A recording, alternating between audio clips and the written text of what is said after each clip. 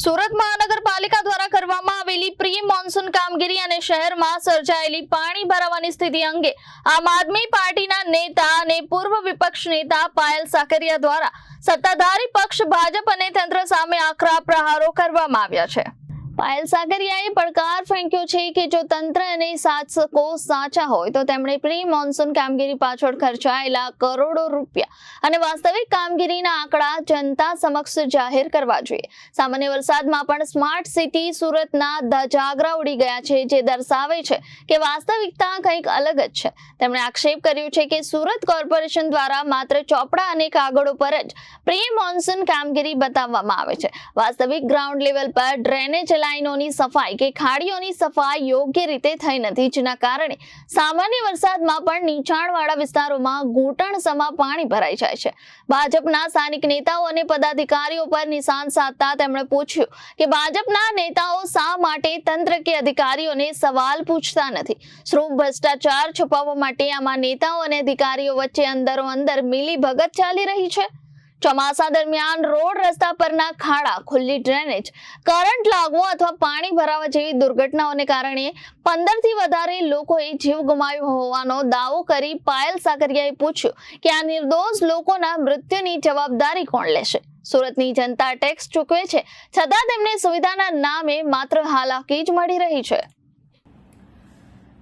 દર વર્ષે ચોમાસાની અંદર સુરતની આની આ જ પરિસ્થિતિનું નિર્માણ થતું હોય છે। દર વર્ષે ખાડીપુર આવે છે, દર વર્ષે ખાડીપુરની અંદર કોઈને કોઈ વ્યક્તિ પોતાનો જીવ ગુમાવે છે, કોઈ પોતાના બાળકો ગુમાવે છે, કોઈ પોતાના પિતાને ગુમાવે છે। આ પરિસ્થિતિનું નિર્માણ દર વર્ષે થાય છે ને હરેક જગ્યા ઉપર પાણી ભરાવાના કારણે કેટલાય સુરતના લોકોના વાહનો ખરાબ થઈ જાય છે, કેટલા લોકોના ઘરમાં પાણી ઘૂસી જાય છે, જેમાં ઘર વખરીનું નુકસાન થાય છે, તો ઘણા લોકોની દુકાનોમાં પાણી ઘૂસી જાય છે, જેના કારણે માલ સામાનનું લાખો કરોડોનું નુકસાન થાય છે। દર વર્ષે આવી પરિસ્થિતિનું નિર્માણ થાય ને દર વર્ષે ભાજપી શાસકો કુદરત ઉપર ઢોળી દેતા હોય કે આ વર્ષે વધારે વરસાદ આવ્યો એટલે આ થયું, આ વર્ષે વધારે વરસાદ આવ્યો એટલે આ થયું, આવનારા ચોમાસાની અંદર નહીં થાય। પણ જ્યારે પ્રી મોન્સૂન કામગીરી કરવામાં આવે છે તો એ કામગીરી કાગળ પર જ કેમ કરવામાં આવે છે એ બાબતે કેમ સવાલ ભાજપના નેતાઓ તંત્રને પૂછતા નથી કે પછી એમાં મિલીભગત છે? દર વર્ષે ચોમાસા પહેલા 2-3 સમીક્ષા બેઠકો થાય છે। આ સમીક્ષા બેઠકોની અંદર ભાજપના ધારાસભ્ય શું કામગીરી કરે છે? દર કહેવાય કે મહિને ધારાસભ્યોની એક આખી મીટિંગ થતી હોય છે શનિવારમાં। તો આ જગ્યાઓ ઉપર સુરતના અધિકારીઓ, તમામ લગતા વળગતા અધિકારીઓ હોય છે, તો કેમ આ બાબતે કોઈ ધારાસભ્ય આ બાબતે કામગીરી કરાવતા નથી? અને જો ધારાસભ્યથી કામ ના થતું હોય તો ખરેખર એ ધારાસભ્યએ રાજીનામું આપી દેવું જોઈએ કે જે સત્તામાં બેસીને પણ તંત્ર પાસે કામ નથી કરાવી શકતા। ત્યાર પછી કોર્પોરેશનની અંદર સમીક્ષા બેઠકો થાય છે, ડિઝાસ્ટર મીટિંગ થાય છે। આ તમામ મીટિંગોની અંદર શું કરે છે કોર્પોરેટર, મેયર, તમામ પદાધિકારીઓ? દર વર્ષની આ પરિસ્થિતિ છે। એક વર્ષે થયું નથી, એક વર્ષે થાય તો આપણે એક વખત સમજી શકીએ કે આ વખતે વધારે વરસાદ હતો એટલે થયું, પણ દર વર્ષે જો આની આ જ પરિસ્થિતિનું નિર્માણ થતું હોય તો ખરેખર શાસકોએ શરમ આવવી જોઈએ અને આ જ પાણીની અંદર ડૂબી મરવા જેવી પરિસ્થિતિ નિર્માણ થતી હોય ત્યારે ખરેખર એ લોકોએ ઘરે બેસી જવું જોઈએ। સમીક્ષા બેઠકોની અંદર માત્ર ને માત્ર સીન સપાટા કરવા, ફોટા પાડવા, નાસ્તો કરો, છૂટા પડો, આ જ કામ છે ભાજપના નેતાઓને। છેલ્લે એની કહેવાય કે ભરપાઈ સુરતના લોકો જ કરે છે। દર વર્ષની પરિસ્થિતિનું નિર્માણ આવું થાય છે ને દર વર્ષે સુરતના લોકો ભોગવે છે।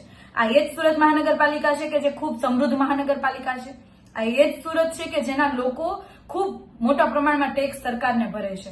આ એ જ સુરત છે કે જેનું જીડીપી ખૂબ હાઈ છે અને સામે વળતર સ્વરૂપે સુરતના લોકોને શું મળે છે? આ તો સારી વાત એ છે કે સુરતના લોકો કહેવાય કે આફતને અવસરમાં બદલી નાખે છે અને એકદમ કહેવાય કે આફતમાંથી બહાર નીકળવા માટેના તમામ પ્રયાસો એકાબીજાની મદદથી કરી લે છે। પણ તંત્રની શું જવાબદારી? પાણી ભરાયું હોય તો એની કાઢવાની જવાબદારી નથી, કેમ કે જો કોઈ પણ બેઝમેન્ટમાં પાણી ભરાઈ જાય છે તો પણ પૈસા ભરીને એ લોકોએ બેઝમેન્ટમાં પાણી કાઢવા માટેના મશીનો મંગાવવા પડે છે। તંત્રની કોઈ જવાબદારી જ નથી બનતી, તો લોકો શા માટે વેરો ભરે છે? આવા નિયમો શા માટે બનાવવામાં આવે છે અને શા માટે એની કોઈ વ્યવસ્થા કરવામાં નથી આવતી? આ વર્ષે આ ચોમાસાની અંદર 15 થી વધારે લોકો મૃત્યુ પામ્યા છે, તો એના માટે જવાબદાર કોણ છે? અને શું કર્યું ધારાસભ્યોએ, શું કર્યું તમામ કોર્પોરેટરોએ, શું કર્યું મેયરે, બધાએ શું કર્યું? લોકો એટલા માટે વોટ આપે છે તમને, લોકો એટલા માટે ટેક્સ ભરે છે કે આવી રીતના દર વર્ષે નિર્માણ થાય? જયારે વિરોધ પક્ષ તરીકે અમે હતા ત્યારે વારંવાર કીધું કે તમે આનું કોઈ આયોજન કરો, કોઈ આયોજન નહીં। 1200 કરોડ રૂપિયાથી પણ વધારે રૂપિયાના ખર્ચ આખા સુરતની અંદર સ્ટ્રોંગ ડ્રેનેજનું નેટવર્ક નાખવામાં આવ્યું છે, પણ ટોટલી ફેલ. દર વર્ષે ફેલ. દર વર્ષે એટલું પાણી ભરાય. પ્રી મોન્સૂનના કરોડો રૂપિયા ફળવાય છે, પરંતુ કોઈ કામગીરી નથી થતી. દર વર્ષે લોકો આટલી મોટી સંખ્યામાં હેરાન થાય, લાખો કરોડોનું નુકસાન થાય, પરંતુ આ શાસકો એકદમ શરમ વગરના થઈને બધું જોવે, 2 દિવસ સીન સપાટા કરશે, સમીક્ષાઓ કરશે અને પછી બધું પૂરું. પાછું આવતું ચોમાસું પાછું કે છે કુદરતનો કહે. કુદરતમાં વરસાદ વધારે, ઉપરવાસમાં વધારે વરસાદ પડ્યો એટલા માટે થયું. ખરેખર હું તો ભાજપના તમામ કાર્યકર્તાઓને કહેવા માંગુ છું, તમે તો હવે જરાક જાગો. તમે તો તમારા નેતાઓને પૂછો, તમે શું કરો છો મિટિંગોની અંદર, સમીક્ષા બેઠકોની અંદર. આટલી બધી સુરતની પરિસ્થિતિ ખરાબ થાય છે, છતાં પણ બધા ચૂપ છો. શું સાચું હિન્દુત્વ છે? ખૂબ મોટી સભાઓની અંદર વાત કરતા હોવ છો તમે બધા હિન્દુત્વ. શું છે સાચું હિન્દુત્વ? પ્રજાની રક્ષા કરવી એ સાચું હિન્દુત્વ નથી. 15 લોકો મરી જાય છે, છતાં તમે હિન્દુત્વની વાત કરતા પડતા હોવ છો. રાજારામે વનવાસ ભોગવ્યો હતો, પણ પ્રજાને ક્યારેય દુઃખી નહોતી થવા દીધી. એ સાચું હિન્દુત્વ હતું. એ આપણને શીખવતા હતા. શું શીખા તમે એમાંથી? છત્રપતિ શિવાજી મહારાજ કે જે પ્રજા માટે કેટલાય યુદ્ધ કર્યા, પોતાની આખી જિંદગી યુદ્ધ કરતા રહ્યા. એને પોતાનો રાજધર્મ નિભાવ્યો. તમે ક્યાં છો? રાજધર્મ કેમ નથી તમે નિભાવી શકતા? અને જો તમારાથી ના નિભાવાતો હોય તો તમારે ખરેખર ઘરે બેસી જવું જોઈએ. અને તમે નહીં બેસો તો સુરતના લોકો, ગુજરાતના લોકો સમય આવતા જવાબ આપશે. હું તો સુરતના લોકોને ખૂબ ખૂબ ધન્યવાદ આપું છું કે જે લોકો દર વર્ષે આફતના અવસરમાં ફેરવીને પોતાના પરિવારજનોની રક્ષા કરે છે, પોતાના આસપાસના લોકોને મદદ કરે છે અને આ આફતમાંથી બહાર નીકળવા માટેના સતત પ્રયાસો કરે છે.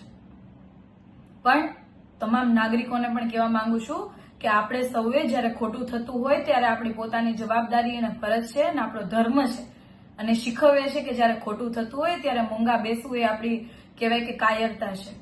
જ્યારે ખોટું થતું હોય ત્યારે એમને સામે અવાજ ઉઠાવવો એ આપણી જવાબદારી છે. આજે આપણે અવાજ ઉઠાવશું તો આવનારા સમયમાં એવી ઘટનાઓ નહીં બને, કોઈ પરિવાર પોતાના દીકરા કે દીકરીને નહીં ગુમાવે.